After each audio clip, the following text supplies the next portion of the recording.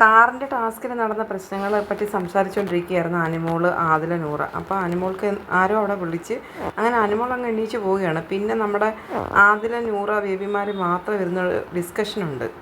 നൂറ പറയാണ്, നിങ്ങളൊക്കെ അങ്ങ് പോയി കഴിഞ്ഞപ്പോഴേ അനിമോൾ പറയുന്നുണ്ടായിരുന്നു ബാക്കി വന്നിരിക്കാനെന്ന്.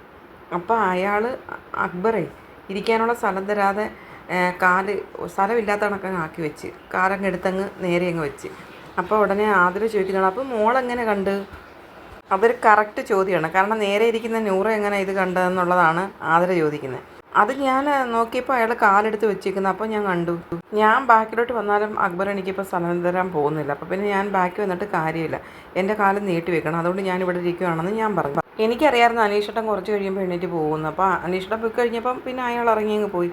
അതുകൊണ്ട് ഞാൻ പിന്നെ നേരെ ഇരുന്നെന്ന് പറഞ്ഞു. ഭയങ്കര ബുദ്ധിമുട്ടായിരുന്നു മോക്കല്ലേ ഇന്ന് ആദില ചോദിക്കുന്നുണ്ട്. അതെ, ഭയങ്കര ബുദ്ധിമുട്ടായിരുന്നു. മറ്റൊരാൾക്ക് കിട്ടാതിരിക്കാൻ വേണ്ടിയുള്ള ഇതൊക്കെ വെറും വൃത്തികെട്ട ഗെയിമല്ലേ എന്ന് നൂറ ചോദിക്കുന്നുണ്ട്. അക്ബറിനിട്ടുള്ള പണിയാണ് കേട്ടോ. രണ്ടുപേരോട് ഇരുന്നിട്ട് അക്ബർ മോശമാണെന്ന് കാണിക്കാൻ വേണ്ടി പറഞ്ഞുണ്ടാക്കുന്നതാണേ. അപ്പം പറയുന്നുണ്ട് അനിമോള് കാർ ടാസ്കിൽ ഇങ്ങനെ തട്ടിയിട്ടാണ് പറഞ്ഞത്, അല്ലാതെ അവൾ വെറുതെ ഇങ്ങനെ ഒന്നും പറയത്തില്ലല്ലോ. ഇയാൾ ഇതിന് മുമ്പും ഇങ്ങനെയൊക്കെ കുറേ പെണ്ണുങ്ങൾ ഇറങ്ങി തിരിച്ചിട്ടുണ്ട്, ലൈവിൽ ഇങ്ങനെ പറഞ്ഞായിരുന്നല്ലോ. നമ്മളിന്ന് നോമിനേഷൻ്റെ ടൈമിൽ മറ്റോ ഇങ്ങനെ പറയുന്നുണ്ടായിരുന്നു. അപ്പോൾ അത് അങ്ങനെ തെറ്റിദ്ധരിപ്പിച്ച് അനിമോൾ എപ്പോൾ നോക്കിയാലും ആണുങ്ങൾക്കെതിരെ മോശം പറയുന്നു എന്ന് ജനങ്ങളെ തെറ്റിദ്ധരിപ്പിക്കാനുള്ള ഒരു പരിപാടിയാണെന്ന് ആദില പറയുന്നുണ്ട്. ഇയാളെന്തോ വലിയ നല്ല ആളാണെന്ന് കാണിക്കാൻ വേണ്ടിയാണ് ഇയാളിത് ചെയ്യുന്നത്.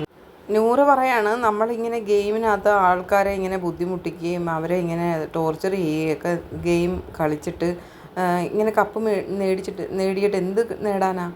അതൊന്നും ലൈഫിലൊന്നും എത്തത്തില്ല.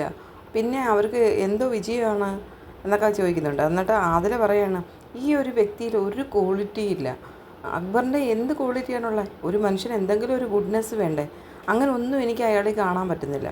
അപ്പം നൂറ പറയാം, എൻ്റെ ഇതിൽ ഞാൻ നോക്കിയിട്ട് അയാളൊരു നല്ല ഗെയിമർ പോലുമല്ല.